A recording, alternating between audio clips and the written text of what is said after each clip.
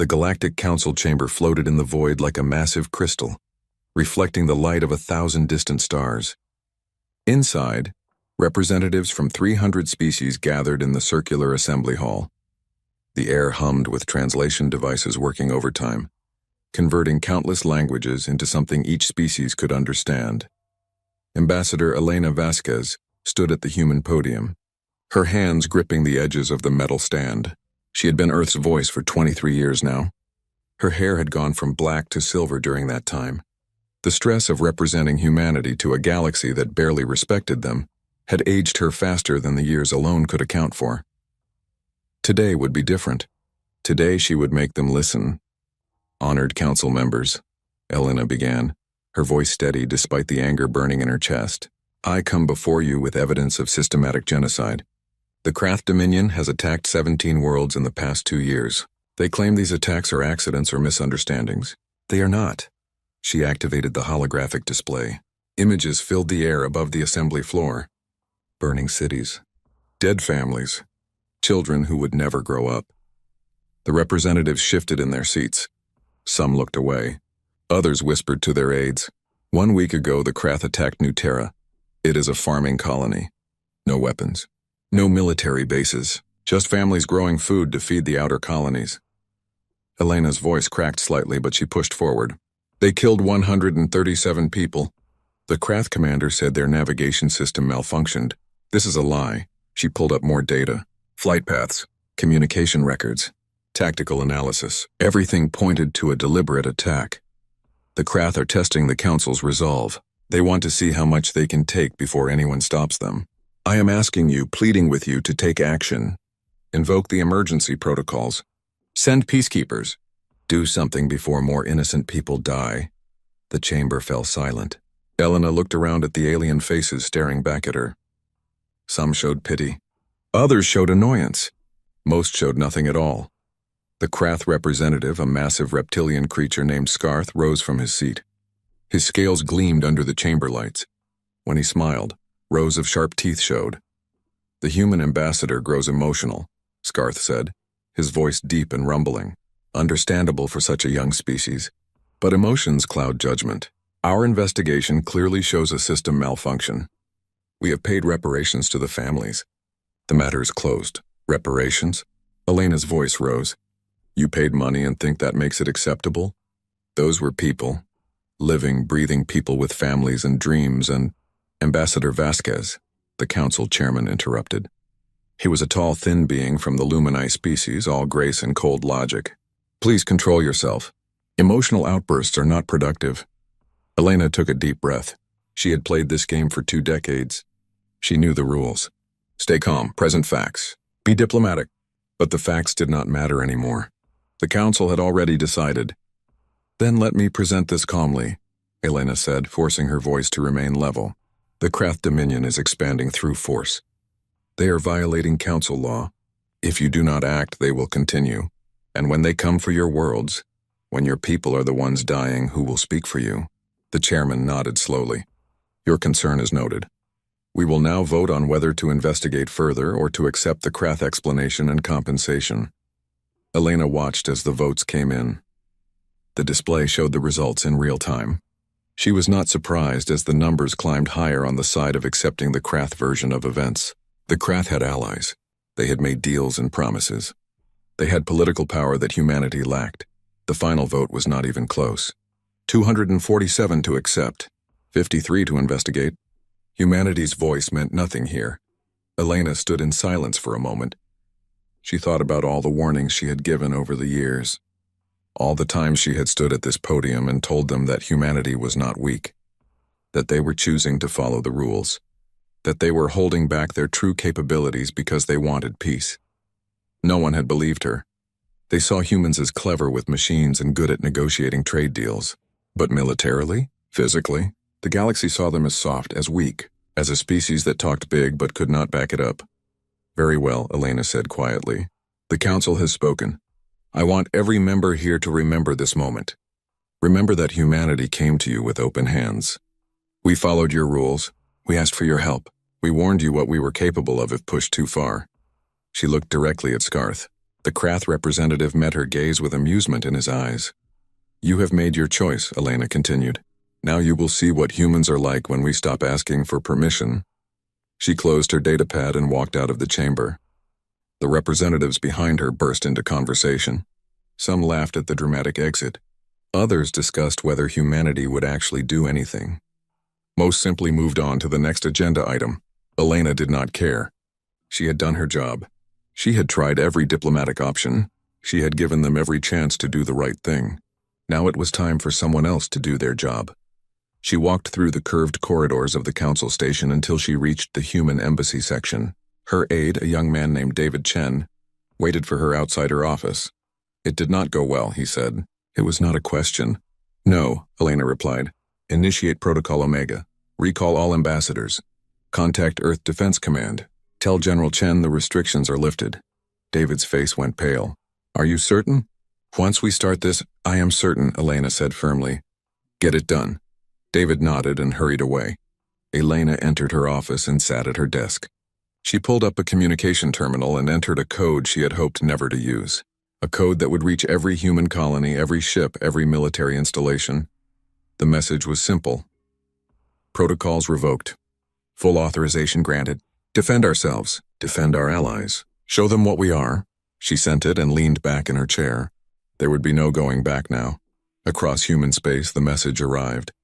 On Earth, in an underground facility beneath the mountains of Colorado, General Marcus Chen stood in a command center that had been built 50 years ago when humanity first joined the Galactic Council.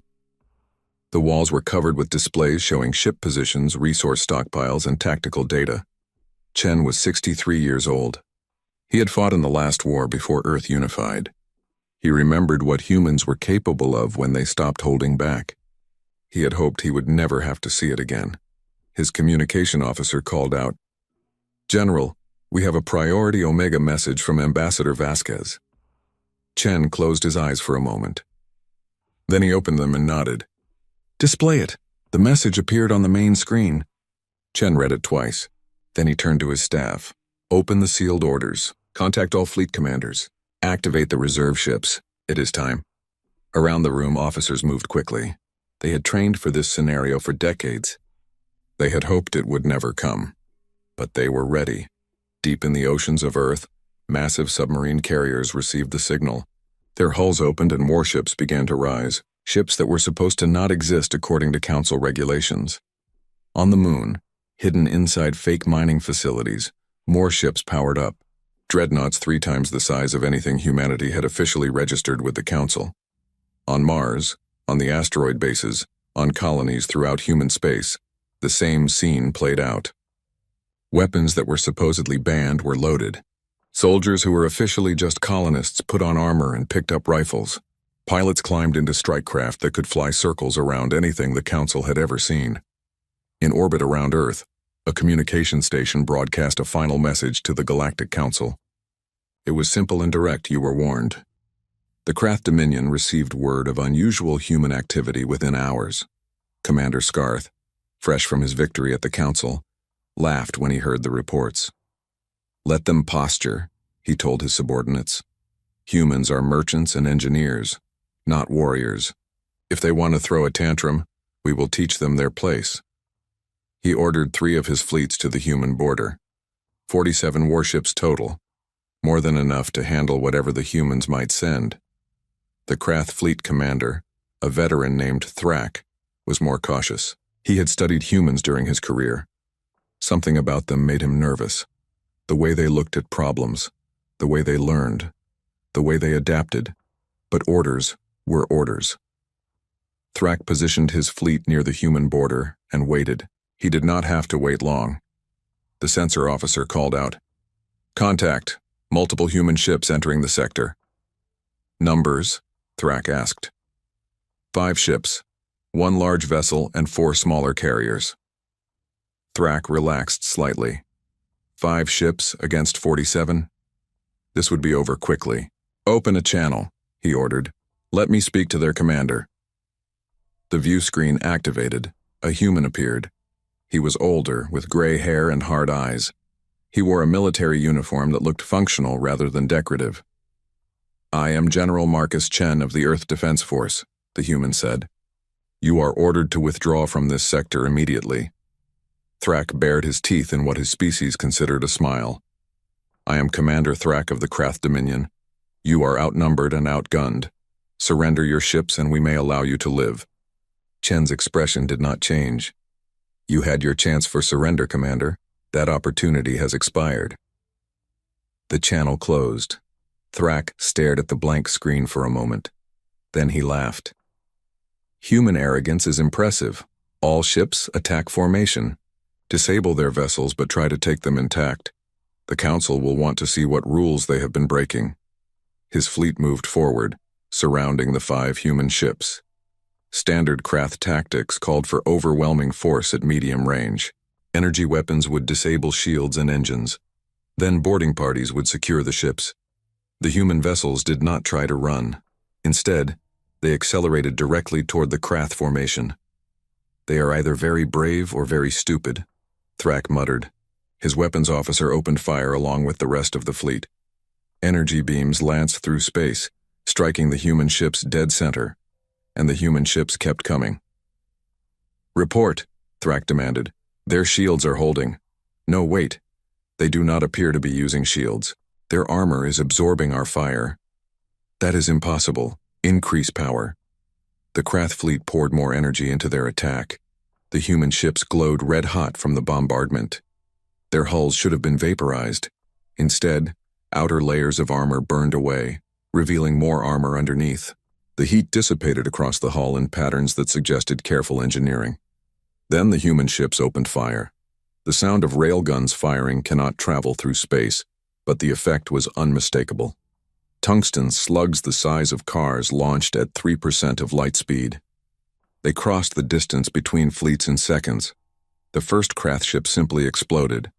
The slug went through the shields like they were not there, punched through the hull, and came out the other side. The ship broke apart from the kinetic energy transfer. Then the missiles launched, thousands of them, each smaller than a person but moving fast and maneuvering independently. The Krath point defense systems tried to shoot them down. They destroyed hundreds, but thousands more got through. Krath ships began dying. Not disabled, dying. Reactors breached, hulls torn open, crew exposed to vacuum. Evasive maneuvers, Thrak shouted. Reform the line, focus fire. But the human carriers had launched strike craft, small 1- or 2-person vessels that moved with impossible agility. They dove through the Krath formation, firing precisely at weapon systems and engines.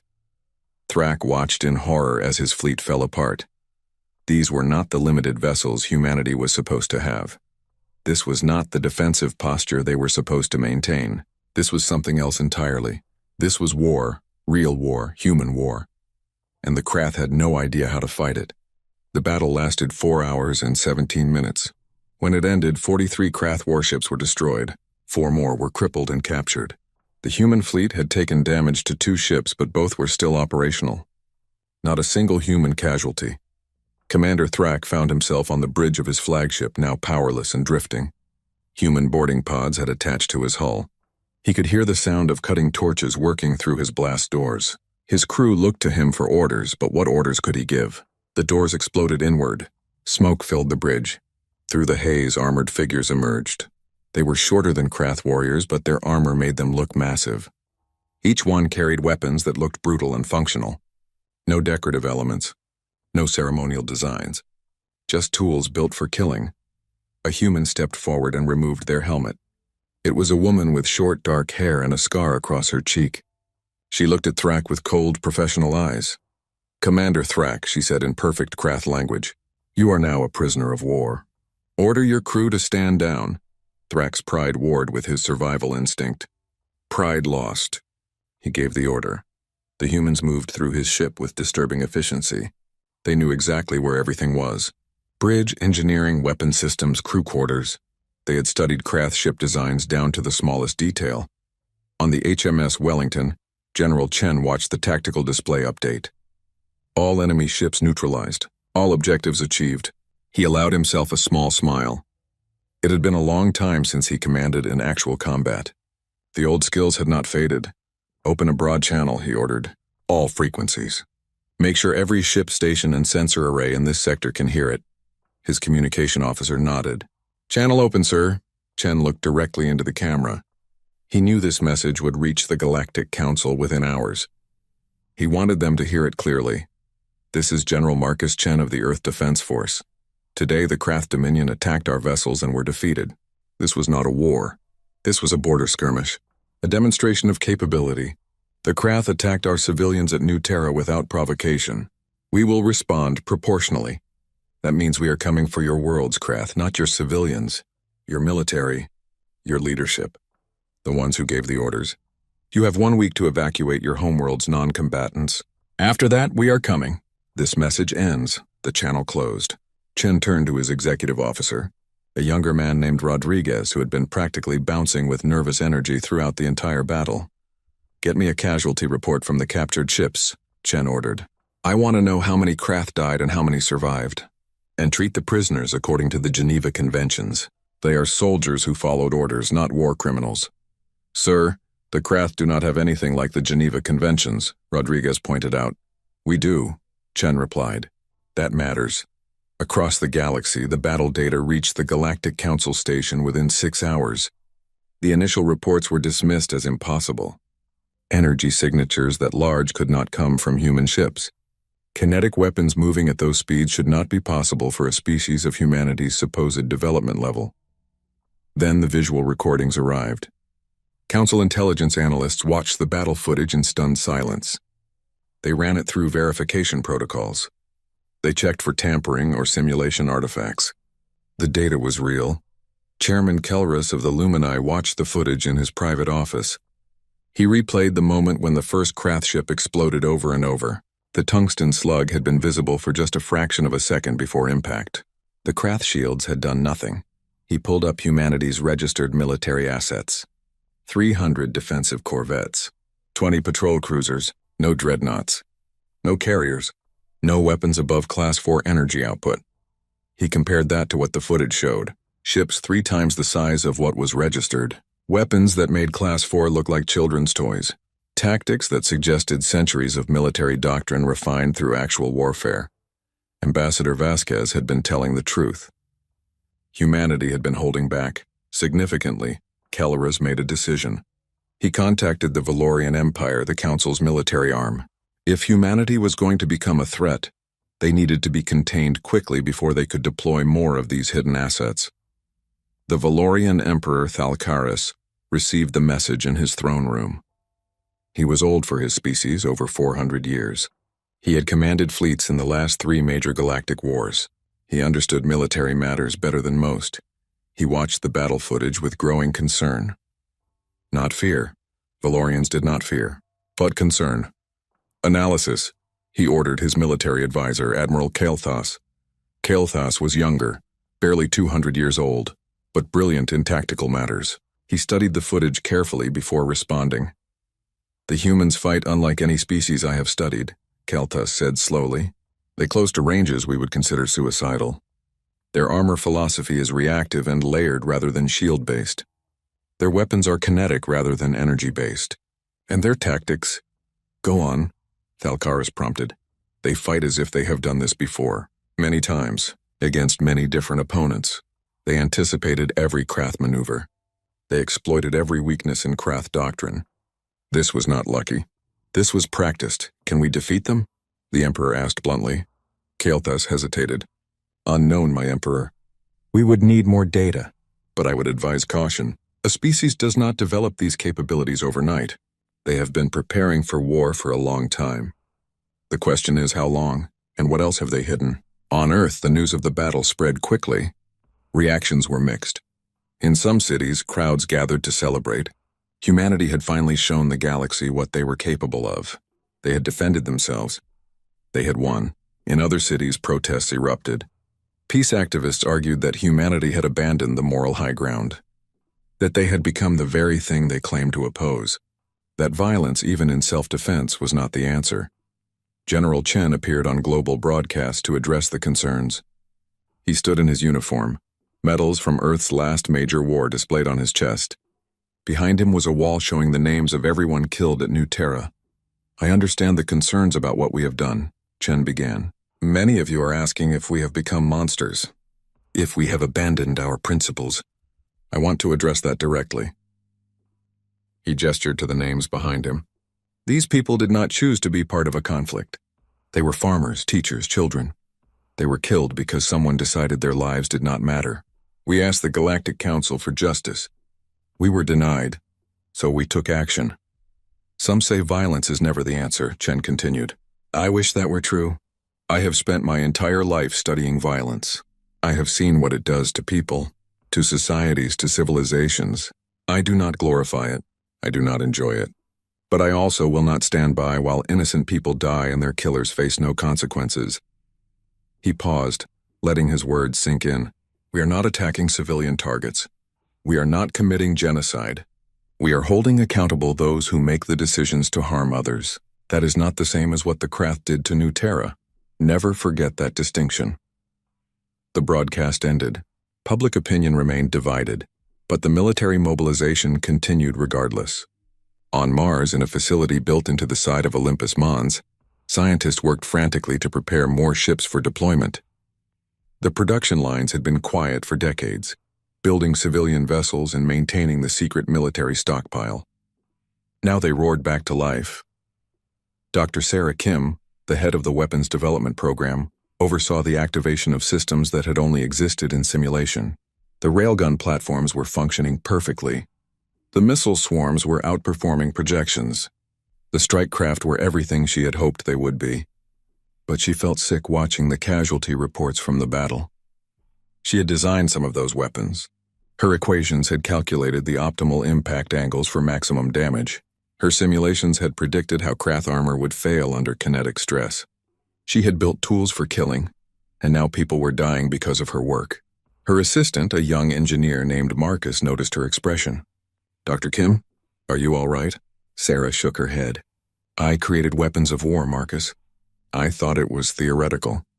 Something we would never use, but we are using them. People are dying. Marcus considered his words carefully. My grandfather was at New Terra. He was one of the ones who did not make it.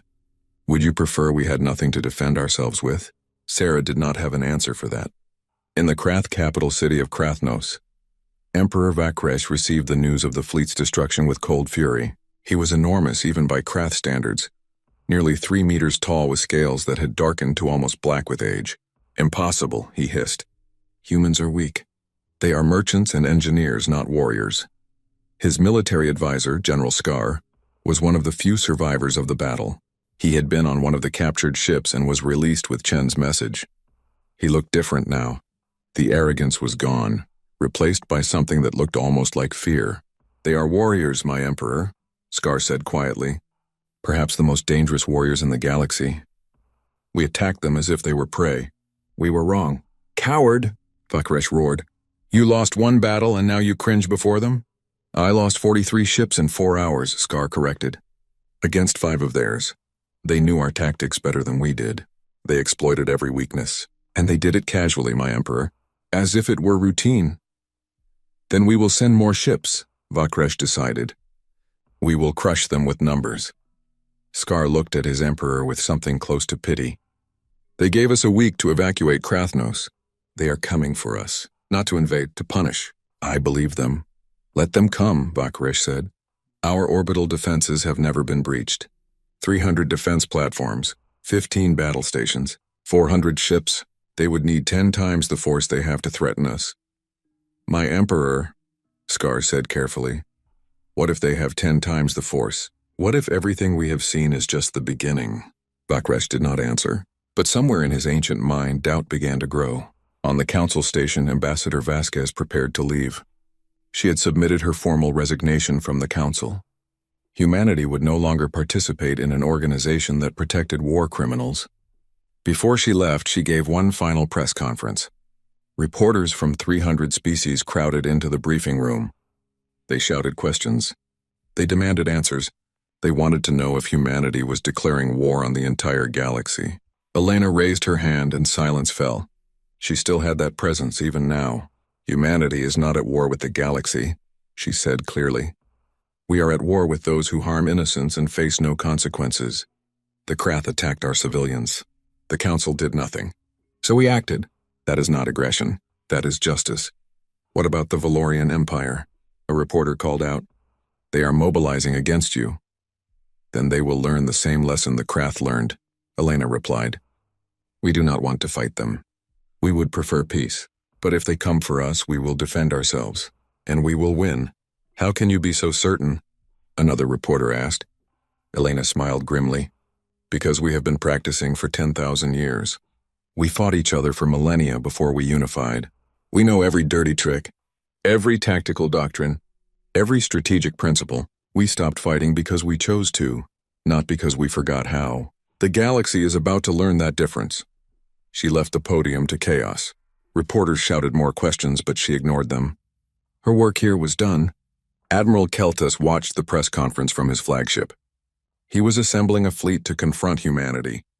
200 ships, the largest force the Valorian Empire had deployed in a century. He should have felt confident. The Valorians were warriors. They had honor and discipline. They had fought and won countless battles. But watching the human ambassador speak, seeing the certainty in her eyes, Keltus felt something unfamiliar. He felt doubt. In the depths of space, hidden beyond sensor range of any Council world, the human reserve fleet waited. 300 ships, dreadnoughts and carriers that had been built in secret over 5 decades, crews that had trained in hidden facilities, weapons that the Council had never imagined. They waited for orders that would soon come. The galaxy was about to learn what humanity had been warning them about for 50 years. They were about to see what happened when humans stopped holding back. The human fleet arrived at Krathnos 7 days after the border battle. General Chen had given them a week to evacuate civilians. Many Krath had fled. Many more had stayed, either from pride or disbelief that humans would actually attack their homeworld. Emperor Vakresh stood in his command center, deep beneath the planetary surface. Around him, displays showed the orbital defense network, 300 automated platforms, each capable of destroying a ship with a single salvo, 15 massive battle stations, each larger than most species' capital ships, and 400 warships, the remaining pride of the Krath fleet. How many human ships? Vakresh demanded. 73, his sensor officer reported. Mix of dreadnoughts, carriers, and support vessels. Vakresh laughed. It was not a happy sound. 73 against over 700 defensive assets? They are insane. General Scar, standing nearby, was not so confident. He had seen what just 5 human ships could do.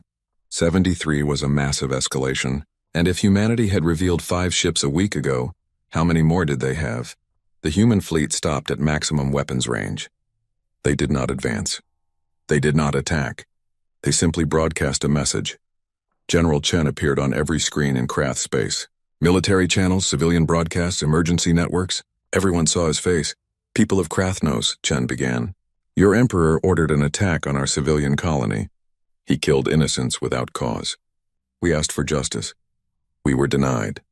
So we have come to deliver it ourselves. We do not wish to harm civilians. We have given you time to evacuate. Those who remain by choice are responsible for their own safety. But know this, we are not here to invade. We are not here to conquer. We are here to hold accountable those who ordered the death of our people. Your orbital defenses will fall, your military will be broken, and your leaders will face justice. The message ended. For a moment, silence filled the Krath command center. Then Vakresh roared. All stations open fire. Destroy them! The orbital defense network activated. Energy weapons that could vaporize asteroids focused on the human fleet. The battle stations added their firepower. Enough destructive power to glass a continent. The human ships did not move. They did not dodge. They simply endured. Their armor glowed white-hot. Outer layers burned away. But underneath, more armor waited. Reactive plates absorbed energy. Ablative layers dissipated heat. The humans had designed their ships to survive exactly this kind of bombardment. And while the Krath weapons fired, the humans launched their counterattack. Thousands of drones deployed from the carriers. Each was small, barely larger than a person. Each carried a fusion warhead on a one-way trip. They were not smart weapons by human standards. They did not need to be. There were simply too many of them. The Krath point defense systems tried to shoot them down. They succeeded, destroying hundreds, but thousands more got through. The drones did not target the stations directly.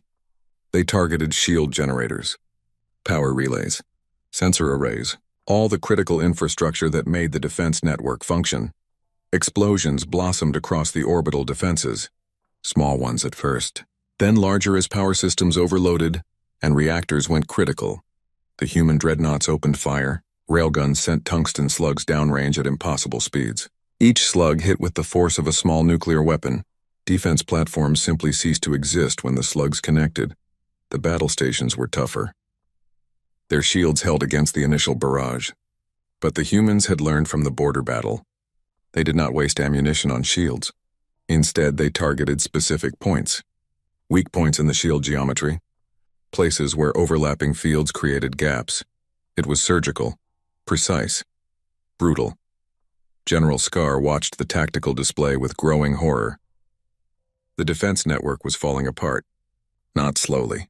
Not in a drawn-out battle, rapidly, systematically. The humans knew exactly what to target and exactly how to destroy it.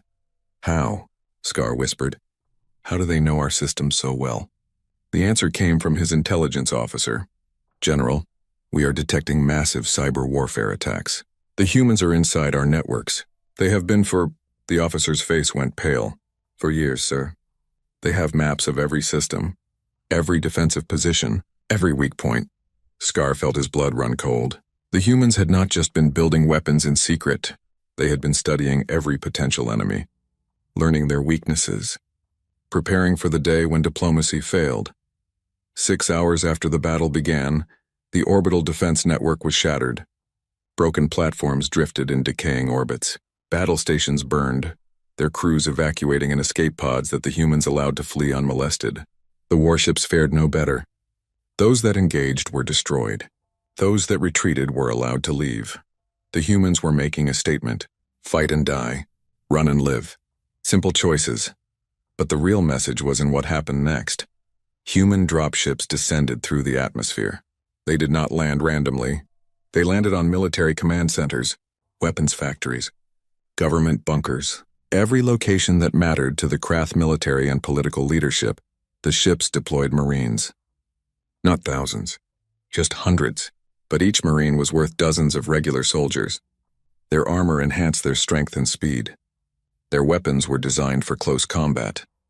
Their training was measured in decades of simulated warfare. They moved through Krath defenses like a knife through paper. In the Imperial Palace, Emperor Vakresh finally understood the situation. The humans were not invading. They were hunting. Specifically hunting him and his government. We need to evacuate, one of his advisors said urgently. We have a ship standing by. Vakresh nodded. Pride meant nothing if he was dead. He and his inner circle rushed to the landing pad where an Imperial shuttle waited. The shuttle launched, accelerating hard toward orbit. For a moment it seemed they would escape. Then a human strike craft appeared from nowhere. A single missile fired, not at the shuttle's reactor or crew compartment, at the engines. The explosion crippled the shuttle but left the hull intact. It drifted, powerless, unable to flee or fight. A tractor beam locked on, pulling it toward a human ship. Inside the shuttle, Vakresh realized with cold certainty that he had made a terrible mistake. The humans had never intended to let him escape. They had simply wanted to take him alive. On the surface, the human Marines reached their objectives with minimal resistance. Most Krath soldiers surrendered when they realized they were fighting an enemy that knew their positions better than they did. The humans had hacked every camera, every sensor, every communication channel. There was no hiding, no ambushing, no surprising them. The captured Krath leadership was brought together in the ruins of the Imperial Palace. Emperor Vakresh, his generals, his advisors, everyone who had been involved in the decision to attack New Terra. General Chen arrived personally. He looked at the assembled Krath with no hatred in his eyes, just cold determination. You ordered an attack on civilians, Chen said simply. You killed innocents. You claimed it was an accident. It was not. You did it to test our resolve, to see if you could take what you wanted without consequence. You are savages, Vakresh spat. Barbarians who gave you every chance to face justice peacefully, Chen interrupted. Who warned you? who asked the galaxy to intervene. You chose this path, now you walk it. The Krath leadership was transported off-world, not to Earth, not to a human prison, to the ruins of New Terra. The human transport ship landed in what had been the colony's main settlement. The buildings were still burned, the scorch marks still visible. Small memorials had been erected at the spots where people died. The Krath prisoners were marched through the settlement. Chen walked with them, pointing out specific locations. Here is where the Martinez family lived. Father, mother, 2 children, all killed when your ships bombed their home.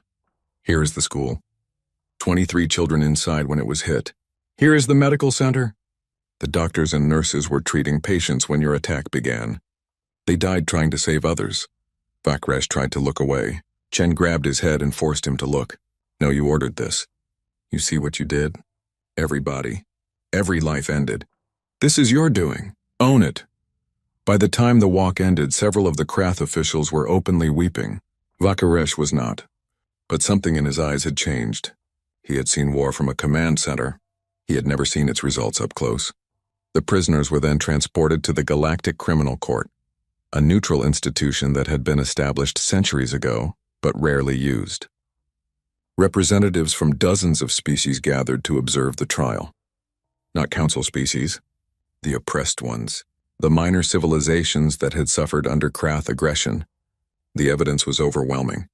Battle recordings, communication intercepts, testimony from Krath officers. The trial lasted 3 weeks. The verdict was never in doubt. Emperor Vakresh and his inner circle were found guilty of war crimes.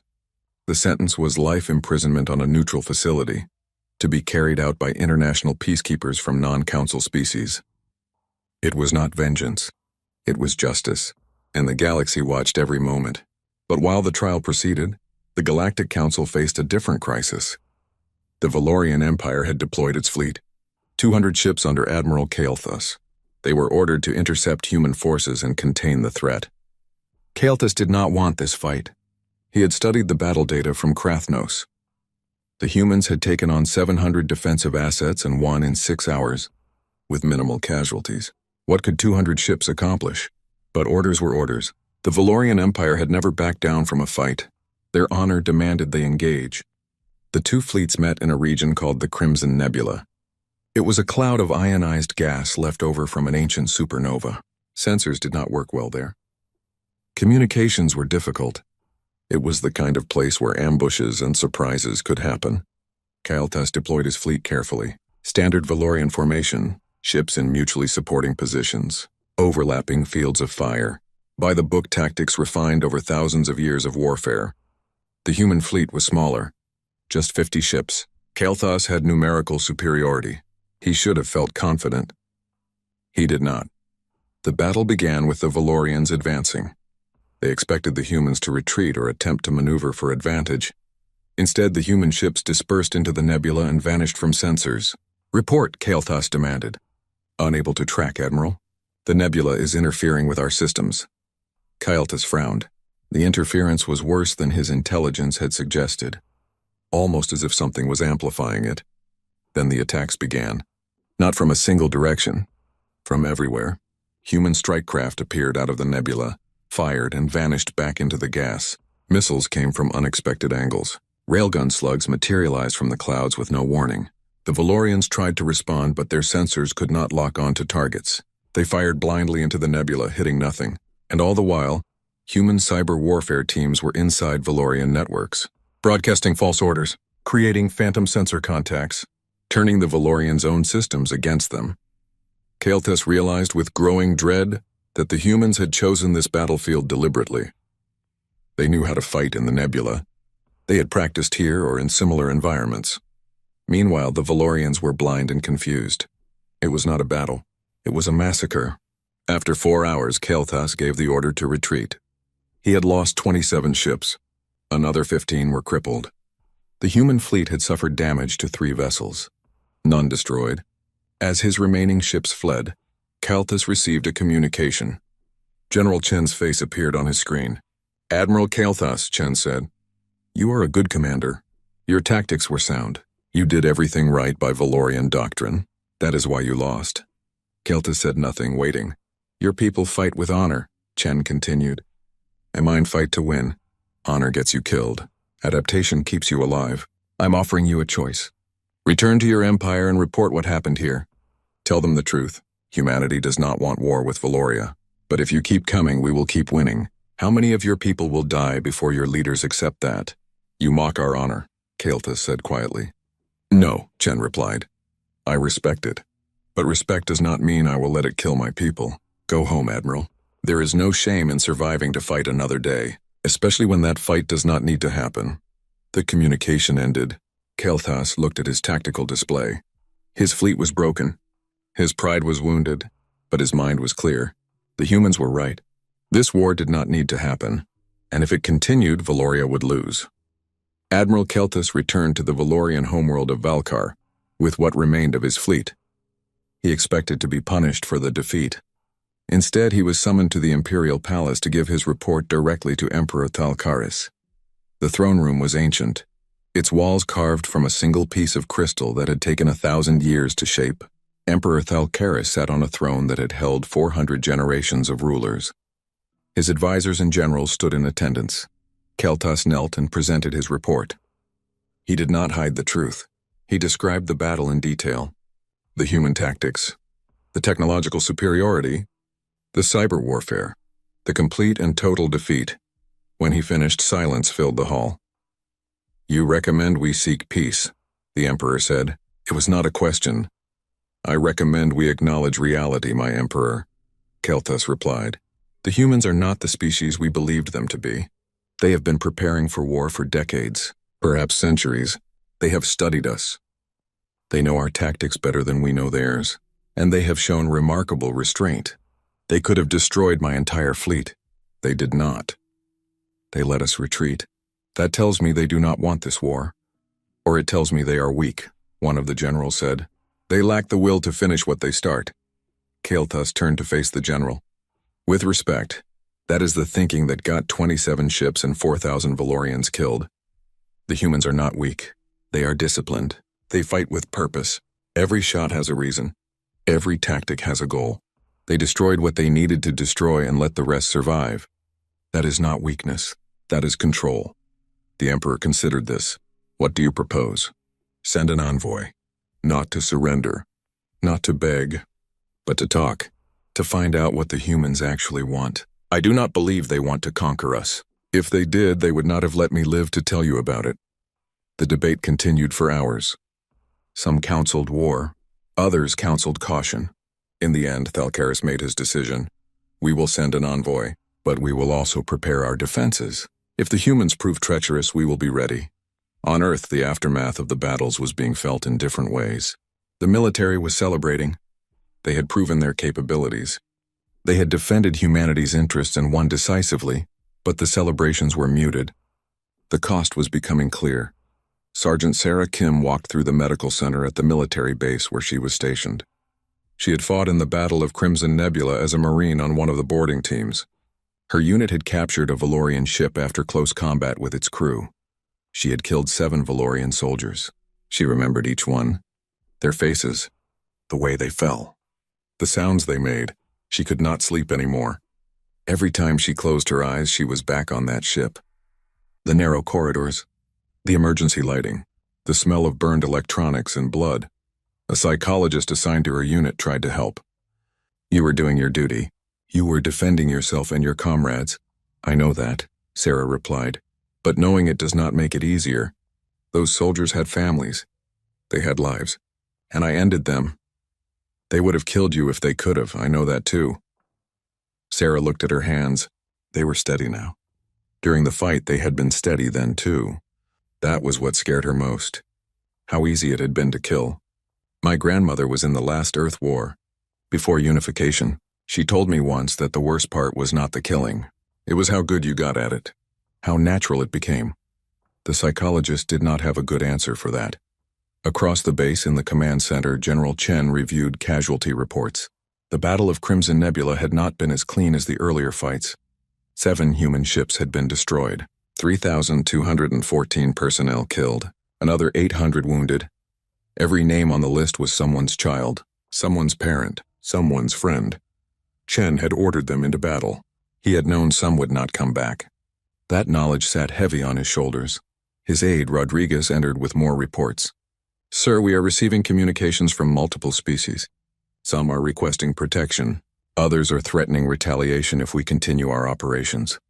"What about the Valorians?" Chen asked. "They are requesting a diplomatic meeting. Formal envoy to discuss terms of peace."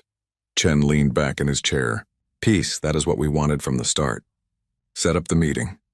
But make sure our defenses remain at full readiness. I trust the Valorians to be honorable, but I am not naive." The meeting was arranged on a neutral station in unclaimed space. The Valorian envoy was Admiral Kael'thas himself, a sign of respect and seriousness. Warriors respected warriors. General Chen met him in a conference room that overlooked the stars. No weapons, no guards. Just two military officers who had tried to kill each other and now had to find another way forward. They sat across from each other. For a long moment, neither spoke. "You let me retreat," Kael'thas finally said. "Why?" "Because killing you would not have achieved my objective," Chen replied. "My objective was to make the Valorian Empire reconsider its actions. A dead admiral becomes a martyr. A living admiral can report the truth. The truth being that you can defeat us." "The truth being that we do not want to fight you," Chen corrected.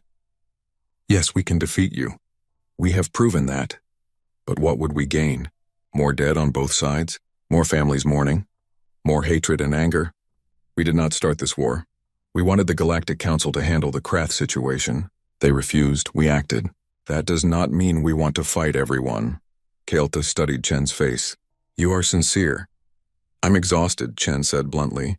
"I am 63 years old, Admiral. I have seen more war than I ever wanted to. I unified my planet by fighting people I should have been working with. I swore I would never do it again. And here I am back in a war. The difference is, this time I know exactly what I am doing and why. I am protecting my people. Nothing more. Nothing less." "What do you want from Valoria?" Kael'thas asked. "Stay out of our way. We are not attacking council species that leave us alone. We are holding accountable those who harm innocents. If Valoria wants to continue serving as the council's military, that is your choice. But do not make humanity your enemy unless you are prepared to lose. That is not how our honor works," Kael'thas said. "We cannot simply abandon our allies." "Then pick better allies," Chen replied. "The Krath committed genocide. Multiple times. The council did nothing. Is that an alliance worth dying for?" Kael'thas had no immediate answer. He had been thinking the same thing during the long trip back to Valkar.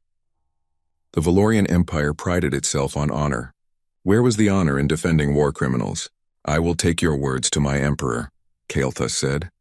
"But I cannot promise what his decision will be." "I am not asking for promises," Chen said. "I am asking for thinking.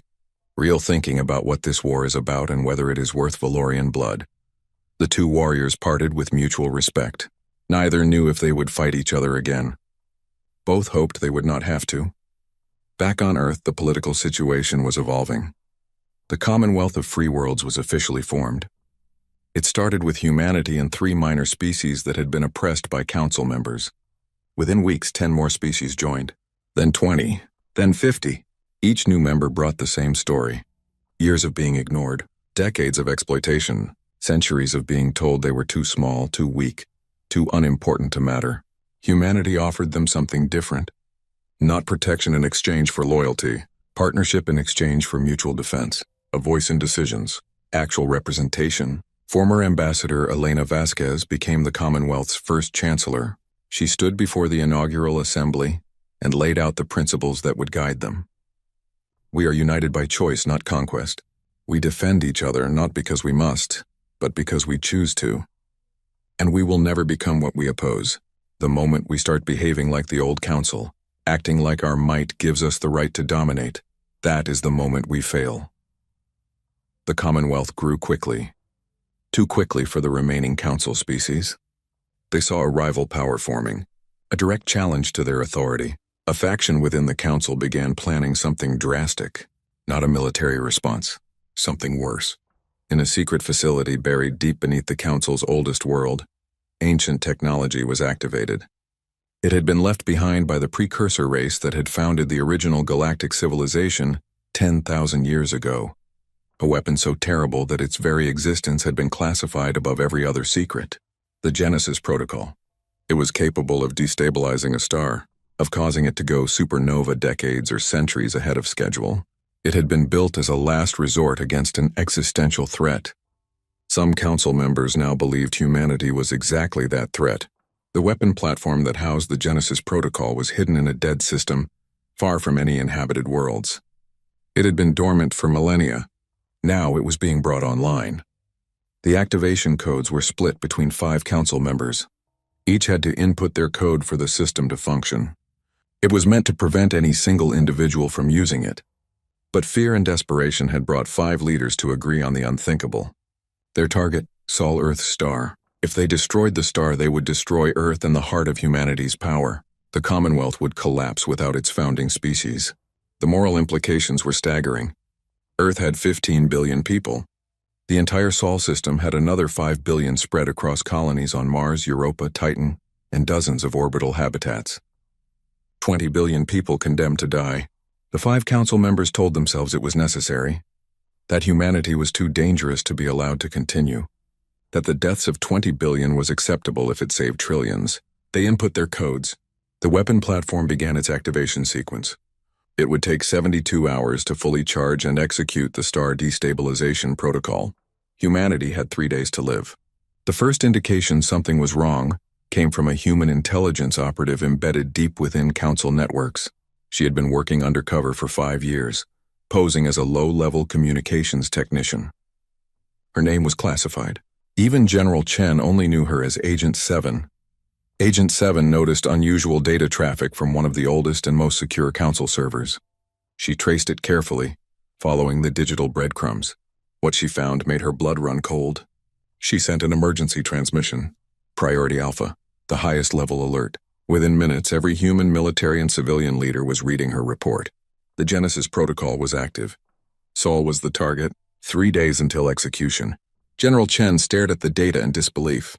He had prepared for many scenarios: invasion, economic warfare, diplomatic isolation. But genocide on this scale? The complete annihilation of humanity's homeworld and 20 billion people? Is this confirmed? He asked his intelligence chief. Yes, sir. We have corroborated it with 3 other sources. The weapon is real. It is active. And it is targeting Sol. Chen closed his eyes for a moment. When he opened them, his expression was cold and determined. Get me every ship we have. Every weapon. Every soldier. We have 1 shot at stopping this. If we fail, humanity ends. Emergency mobilization orders went out. Ships were pulled from patrols. Reserves were activated. The entire human fleet was ordered to assemble at a staging point near Council space. The mission was clear. Find the weapon platform. Destroy it.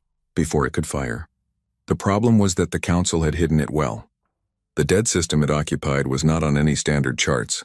Human intelligence was working frantically to locate it, but time was running out. On Earth, the population was informed of the threat. There was no hiding something this big. Panic would have been understandable. Instead, something else happened.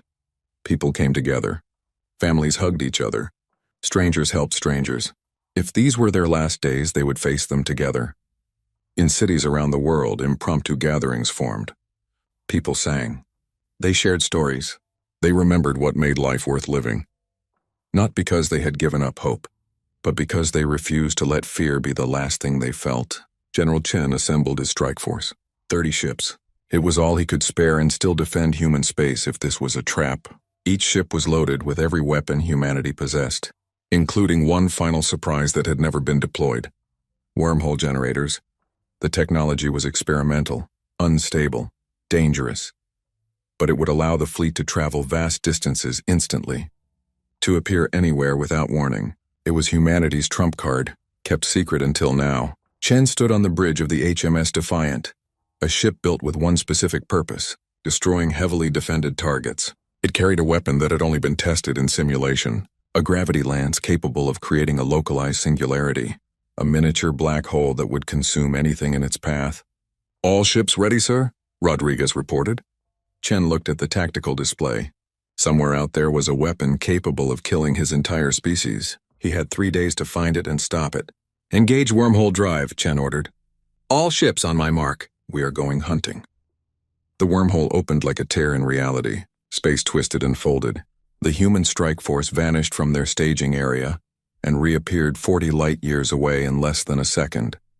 General Chen gripped his command chair as the universe spun around him. The wormhole travel was disorienting. Nausea swept through the bridge crew. Some vomited. Others simply held on and endured. But they had arrived in Council Corps territory, bypassing dozens of defensive perimeters. The element of surprise was complete. "Status report," Chen ordered, fighting his own stomach. "All ships accounted for," Rodriguez reported. "Wormhole generators are offline. They need 12 hours to recharge before we can jump again." 12 hours. Chen added that to the calculation. They had 70 hours left before the Genesis protocol executed. Find the weapon platform. Fight through whatever defenses it had. Destroy it, all before time ran out. "Begin scanning for the target," Chen ordered. "Look for high-energy signatures, unusual stellar readings, anything that does not belong in a dead system." The fleet spread out, sensors working at maximum range. They were searching a volume of space that contained thousands of potential hiding spots, dead systems, asteroid fields, nebulae. The weapon platform could be anywhere. On Earth, Elena Vasquez addressed the Commonwealth Assembly. The member species knew about the threat. Many were terrified, not just for humanity but for themselves.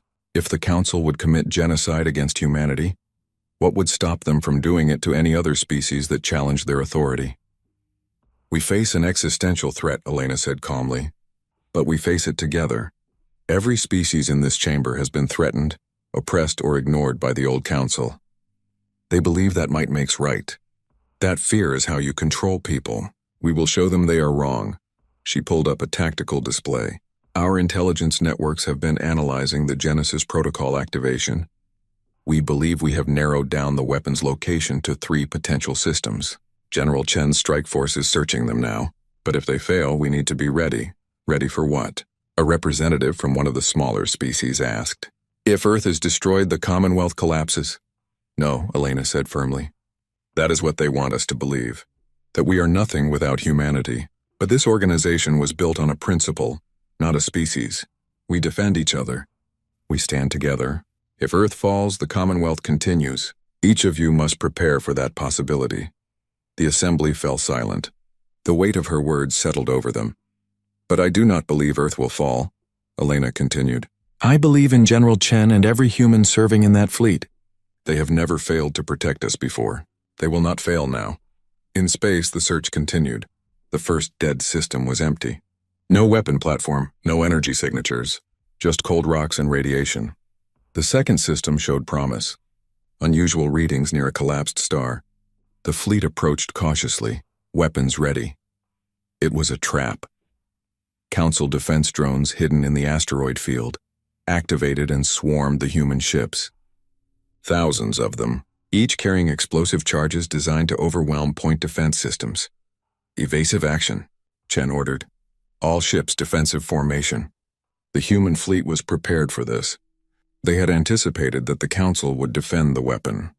Countermeasures deployed. Electronic warfare systems jammed drone guidance. Point defense lasers tracked and destroyed incoming threats, but the drones kept coming. Wave after wave, the Council had committed serious resources to protecting their secret. This is a delaying tactic, Chen realized. They know we are coming. They are trying to slow us down. He made a decision. 6 ships stay here and clear these drones. The rest of the fleet proceeds to the third system. We cannot afford to waste time. The fleet split. 6 ships remained behind to fight the drones. The other 24 jumped to wormhole transit again, burning through precious energy reserves. They emerged in the third system and immediately knew they had found it. The weapon platform hung in the void like a monument to ancient power. It was massive, easily 5 kilometers across, built from materials that predated any modern civilization. Around it, a fleet of Council ships waited. 200 vessels, more than Chen had brought. And beyond the fleet, automated defense systems. Weapons platforms that looked like they had been pulled from the same ancient technology as the Genesis protocol itself. "We are outnumbered 3 to 1, Rodriguez said, quietly. "Then we better be 3 times as good," Chen replied. He opened a fleet-wide channel. "All ships, this is General Chen. The weapon platform ahead of us is preparing to destroy Earth, our home, our families, everything we have ever known.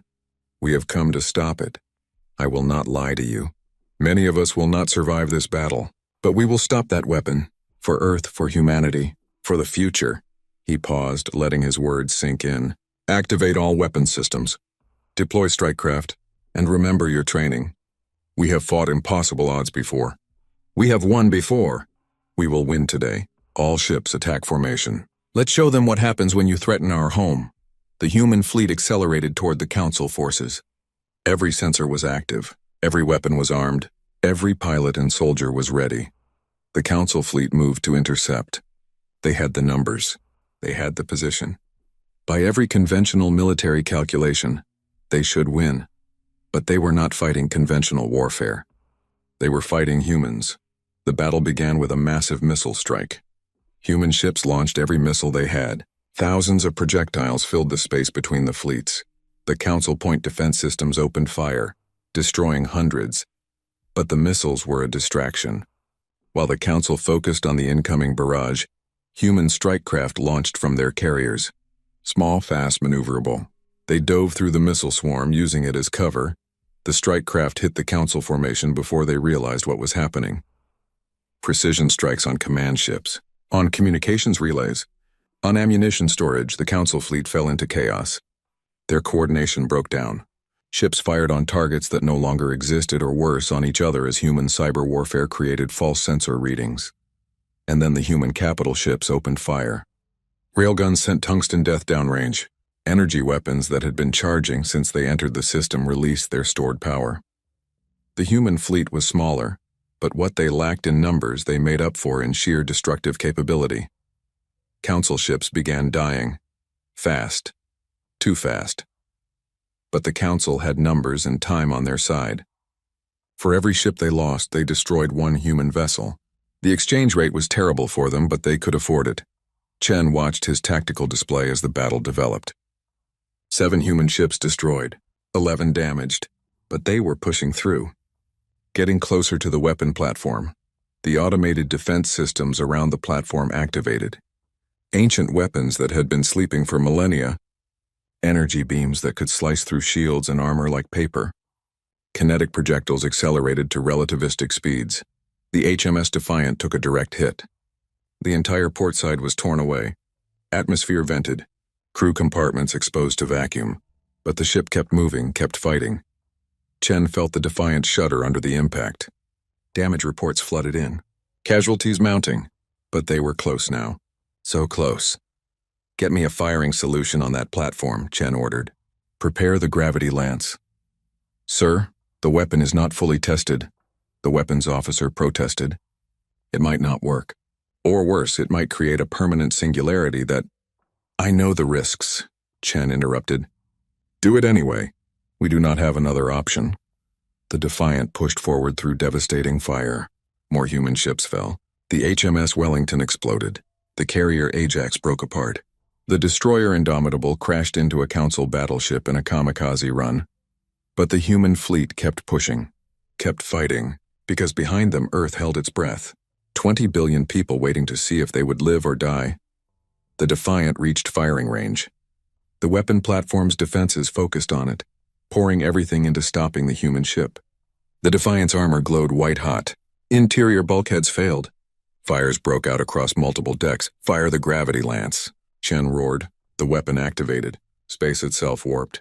A point of impossible density formed at the tip of the Defiant's main gun. For a moment, nothing seemed to happen. Then the singularity launched forward following the targeting solution. It moved slowly compared to normal weapons, but it was inexorable, unstoppable. It hit the weapon platform dead center. The Genesis protocol housing crumpled like paper. The ancient structure, which had withstood 10,000 years of cosmic radiation and micrometeorite impacts, simply ceased to exist. The singularity consumed it in seconds, pulling in debris and energy. Then, as designed, the singularity collapsed. It had existed for only 3 seconds. But 3 seconds was enough. The weapon platform was gone. The threat to Earth neutralized. Chen slumped in his chair. Around him, the bridge crew was cheering. They had done it. Against all odds, they had saved Earth. But the cost was devastating. 14 human ships destroyed, over 8,000 personnel dead, another 3,000 wounded. The remaining Council fleet began to retreat. They had lost their reason to fight. Without the weapon platform, there was no point to this battle. Chen let them go. He had no desire for more killing. "Get me a channel to Earth," Chen ordered. "I want to speak to Chancellor Vasquez." Elena's face appeared on the screen. Her eyes were red. She had been crying, but now she was smiling through the tears. "We are reading the destruction of the weapon platform," she said. "You did it, Marcus. You saved us." "At a terrible cost," Chen replied. "Too many good people died today, Elena. Too many." "I know," Elena said softly. "But they died protecting others." "That matters." "That will always matter," Chen nodded. He was too tired to argue. Too tired to feel anything but relief that it was over. But it was not quite over yet. Agent 7, the intelligence operative who had discovered the Genesis protocol, had compiled evidence of who had authorized the weapon's activation. She released it on every galactic network simultaneously. 5 council leaders, their names, their faces, the authorization codes they had input, everything. The galactic public exploded in outrage, not just Commonwealth species. Even loyal council members were horrified. Genocide on this scale was unthinkable. That their own leaders would contemplate it, would attempt it, shattered the last credibility the council had. Within days, all 5 leaders were arrested by their own people. The species they represented demanded accountability, demanded justice. The Galactic Council dissolved, not from external pressure, from internal collapse. The organization simply fell apart as member species walked away in disgust. The Valorian Empire was one of the first to leave. Emperor Thalcaris personally contacted Elena Vasquez to request formal peace negotiations. "Your people have shown remarkable restraint," Thalcaris said during their first conversation. "You defeated us in battle. You could have retaliated when we learned of the Genesis protocol. You did not. You targeted only those responsible. The Valorian Empire respects strength tempered with wisdom. We request a formal peace treaty and alliance." Elena was surprised but pleased. "What about your honor? I thought Valorians could not ally with those who defeated them." "Honor without wisdom is just pride," Thalcaris replied. "Admiral Kelthus taught me that. Your General Chen taught him. We would be honored to stand beside humanity as equals, not enemies." The treaty was signed 3 months later. The Valorian Empire became the first major power to join the Commonwealth of Free Worlds. Others followed. Species that had been neutral saw which way the wind was blowing. The Commonwealth offered something the old council never had: real representation, genuine protection, and the knowledge that might would be used to defend the weak, not oppress them. 5 years after the Battle of the Genesis platform, the Commonwealth had grown to include over 60% of galactic civilization. A new galactic council formed, this time with humanity as a founding member, with the Valorian Empire providing military expertise, with dozens of formerly oppressed species finally having a voice. The new council's first act was to ban weapons of mass destruction. The second was to establish an independent war crimes tribunal. The third was to create a joint peacekeeping force drawn from multiple species. Elena Vasquez served as the Commonwealth's chancellor for 15 years before retiring. She had aged considerably. The stress of the position had taken its toll, but she could look back with pride at what had been accomplished. General Chen retired at the same time. He was 78 years old, too old to command anymore. He spent his remaining years teaching at the military academy, ensuring the next generation understood not just how to fight, but why restraint mattered. On Earth, a memorial was erected at the site where the first council embassy had been built. It listed the names of everyone who had died in the conflicts. From New Terra, from the border battles, from Krathnos, from the Crimson Nebula, from the Genesis platform. Thousands of names, humans and aliens alike. People who had died because diplomacy failed, because power was abused, because the galaxy had to learn a hard lesson about humanity. General Chen visited the memorial on the anniversary of the Genesis platform battle every year until he died at age 92. He would stand before the names and remember. A young girl approached him on his final visit, just months before his death. She could not have been more than 10 years old. She looked at the old general with curiosity. Sir, my teacher said you won the war. Are we safe now? Chen knelt down with difficulty. His knees were not what they used to be. He looked at the girl with kind eyes. Safer, he said honestly. But safety is not permanent. It must be maintained.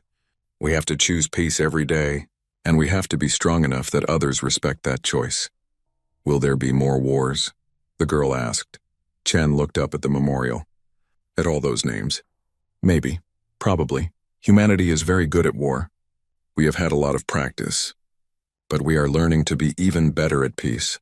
That is the real victory, not winning battles. Creating a world where battles do not need to happen. But what if someone attacks us again? The girl persisted. Chen smiled. Then we will defend ourselves. We will defend our friends. We will show them what we are capable of. But we will not become monsters in the process. That is the balance we must maintain. The strength to fight when necessary, the wisdom to know when it is necessary. The girl thought about this. That sounds hard. It is, Chen agreed. But nothing worth doing is easy. Now go on. Your parents are probably looking for you. The girl ran off. Chen stood slowly, his joints protesting. He looked at the memorial one last time. We did what you asked, he said quietly to the names. We protected them. We kept Earth safe. We built something better. I hope that was enough. He turned and walked away. An old soldier leaving the battlefield one final time. 50 years after the dissolution of the old Galactic Council, the Commonwealth thrived. The galaxy had learned the lessons humanity taught. That strength without responsibility was tyranny. That peace required both the will to cooperate and the ability to defend. Human military doctrine had revolutionized how wars were fought. But more importantly, human diplomatic principles had revolutionized how wars were prevented. The story of Earth's warning became required study for every species that joined the Commonwealth. A cautionary tale about what happens when power is abused, when the weak are ignored, when diplomacy fails. But it was also a story of hope. That a species capable of terrible violence could choose restraint. That warriors could be peacemakers. That the strong could protect the weak without dominating them. In universities across 1,000 worlds, students studied the human approach to conflict. Not just the tactics and weapons, but the philosophy behind them. The idea that military force was a tool, not a solution. That winning a battle meant nothing if you lost the peace that followed. The human saying became famous throughout the galaxy. Walk softly and carry a big stick. It captured everything about humanity's approach. The preference for peace. The willingness to talk. But the unmistakable capability to fight if necessary. Admiral Kael'thas, now ancient by Valorian standards, wrote a book about his experiences fighting humanity. It became the most widely read military text in galactic history. The final chapter was titled The Lesson. I fought humans twice, he wrote. I lost twice, but I learned that defeat can teach more than victory. The humans showed me that honor without adaptation is suicide, that tradition without evolution is stagnation. They respected our courage while destroying our fleets. They offered peace while demonstrating their strength. This is the balance that all warrior species must learn. To be strong enough that war is unnecessary. To be wise enough to know when it becomes necessary. And to be disciplined enough to stop when the objective is achieved. The galaxy feared humanity when we learned what they were capable of. We should have. But fear alone is not respect. Humanity earned respect by showing that their power had purpose. They fought to defend, not to conquer. They punished the guilty, not the innocent. They built alliances based on choice, not coercion. This is why the Commonwealth succeeded where the old council failed. Humans warned us they were holding back. We did not listen. We paid the price for that arrogance. But humanity also showed us mercy when they could have shown us annihilation. They gave us the chance to learn, to change, to join them in building something better. That is the true measure of a civilization. Not how well they can destroy, but what they choose to build instead. The book's final words were simple. Thank you, humanity, for the lesson. We are better for having learned it. On Earth, in the year 2137, 100 years after the Genesis platform battle, a ceremony was held. Representatives from every Commonwealth species gathered at the memorial. It had been expanded over the decades, new names added. New stories told. A statue had been erected. It showed a human soldier and a Valorian warrior standing side by side, weapons lowered looking toward the stars. The inscription read, From enemies to allies, from war to peace, from fear to hope. The current Commonwealth Chancellor, a human woman named Dr. Lisa Martinez, gave the centennial address. She was the granddaughter of one of the families killed at New Terra. Her presence was symbolic. 100 years ago, my family died in an attack that should never have happened, she began. The pain of that loss has never fully faded. But from that tragedy came something unexpected. Not just justice for those who were killed, but a transformation of how our galaxy approaches conflict. The old council operated on fear and political maneuvering. The Commonwealth operates on mutual respect and shared values. The old council protected the powerful. The Commonwealth protects everyone. That difference matters. Humanity did not want war. We tried every diplomatic option. We warned repeatedly what would happen if we were forced to defend ourselves. When our warnings were ignored, we acted. Decisively, overwhelmingly. Some called us monsters. Others called us saviors. We were neither. We were simply people who refused to let injustice go unanswered. But the real story is not about the battles we won. It is about what we did after we won them.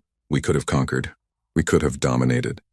We could have become the very thing we opposed. We chose not to. That choice defines us more than any military victory ever could. She paused, looking around at the assembled representatives, species that had once been enemies now standing together in peace. My grandfather used to say that the true test of character is not what you do when you are weak. It is what you do when you are strong. When you have the power to take whatever you want, to do whatever you please, to force others to bend to your will, that is when character matters. That is when you show who you really are. Humanity was tested. We had the strength to destroy our enemies. We had the capability to dominate the galaxy. We chose instead to build partnerships, to offer protection without demanding submission, to share our strength rather than hoard it. That is the legacy we celebrate today. Not the battles won or the enemies defeated, but the civilization built from the ashes of war. A civilization based on choice, not conquest. On cooperation, not coercion. On justice, not power. The galaxy learned what humans are capable of when pushed too far. But more importantly, the galaxy learned what humans choose to be when given the chance. We choose peace. We choose partnership. We choose to be better. And we invite everyone, every species, every civilization to join us in that choice. Because that is the real victory. Not defeating our enemies, but turning them into friends. The ceremony ended with a moment of silence for all those lost in the conflicts. Humans and aliens alike, soldiers and civilians, the guilty and the innocent. Everyone touched by the violence. Then music played. Not a war march, not a funeral dirge, but a celebration of life, of survival, of hope. In the crowd, an elderly Krath stood quietly. He had been a junior officer during the attack on New Terra. He had followed orders without question, without thinking about what those orders meant. After the war, after Krathnos fell, he had been tried and sentenced to community service, rebuilding what his people had destroyed. He had spent 20 years on New Terra, helping to reconstruct the colony, working alongside the families of those he had helped kill. It had been the hardest thing he ever did. Facing the consequences of his actions, seeing the pain up close, understanding finally what war really meant. But the humans had given him that chance to make amends, to be better. They could have executed him. Many called for it. Instead, they gave him the opportunity to change. Now he stood at the memorial looking at the names of his victims. He came every year. He would until he died. It was the least he could do. A human woman approached him. She was elderly too, in her 80s. She looked at him with eyes that had seen too much pain. "You're here again," she said softly. "I will always be here," he replied. "Your daughter, Maria Martinez, she was 10 years old. I was on the ship that bombed her school." The woman nodded. She knew. They had talked before, many times over the years. "Have you forgiven yourself yet?" she asked. "No," he said honestly. "I do not think I ever will." "Good," she replied. But there was no hate in her voice, just sadness. Forgiveness is not forgetting. It is not excusing. It is choosing not to let the past poison the future. I forgave you years ago, not because what you did was acceptable, but because holding on to hate was destroying me more than it was hurting you. She placed a hand on his arm. You have spent 20 years making amends. You built homes. You taught children. You did everything you could to be better. That matters. My daughter is still gone. Nothing will bring her back. But you did not let her death be meaningless. You changed. That is what she would have wanted. The Krath felt tears running down his scaled face. He had cried often over the years. Each tear a small payment on a debt that could never be fully repaid. "Thank you," he whispered. The woman smiled sadly. "Do not thank me. Thank the humans who chose justice over vengeance, who gave you a chance when you did not deserve one, who believed that people could change. That is the real miracle. Not winning the war, but winning the peace." She walked away, leaving him with his thoughts and his memories. Across the galaxy, similar scenes played out. Former enemies finding ways to coexist. Old wounds slowly healing. The scars remained, would always remain, but they no longer defined everything. The Commonwealth military continued to train. Humanity shared its tactical knowledge freely with allied species. The goal was not to create an empire, but to ensure that no single aggressor could threaten multiple species again. Collective security through mutual strength. But the real work happened in schools and universities, in trade negotiations and cultural exchanges, in the slow, difficult process of building trust between species that had been enemies. It was not perfect. There were setbacks. There were incidents where old prejudices surfaced, where conflicts threatened to escalate, but now there were mechanisms to handle them. Diplomatic channels, international courts, peacekeeping forces. War was still possible. Humanity had not changed that fundamental reality. But war was no longer inevitable, no longer the first option. That was progress. General Marcus Chen had been dead for 50 years, but his words were still quoted. His tactics still studied, his philosophy still taught. We are not peaceful because we are weak. We are peaceful because we are strong enough to be peaceful. Never forget that distinction. Those words were carved into the wall of every Commonwealth military academy. A reminder that strength and wisdom must go together, that the ability to destroy must be balanced by the discipline to restrain. Humanity had warned the galaxy, had tried diplomacy, had held back for decades. When pushed too far, they had shown exactly what they were capable of. But they had also shown what they chose not to do with that capability. That choice made all the difference. The galaxy had faced a reckoning, not just with humanity's military power, but with its own failures. With the corruption and complacency that had let the old council rot from within, with the acceptance of injustice as long as it happened to someone else. Humanity had forced the galaxy to look in the mirror, to see what it had become, and to decide if that was what it wanted to be. The answer eventually was no. The Commonwealth of Free Worlds was not perfect. It was not a utopia. There were still problems, still conflicts, still injustices that needed addressing, but it was better. Measurably, undeniably better, and it existed because humanity had warned the galaxy, had tried every peaceful option, and had finally said enough. The reckoning had come. The galaxy had learned its lesson, and from the ashes of war something better had been built. That was the story that would be told for 1,000 years, not a story of humanity's military triumph but of their moral victory, the victory of choosing to be better when they had every excuse to be worse. The galaxy had been warned. It had not listened. It had paid the price, but it had also been given a second chance. And together, humanity and its allies were determined not to waste it.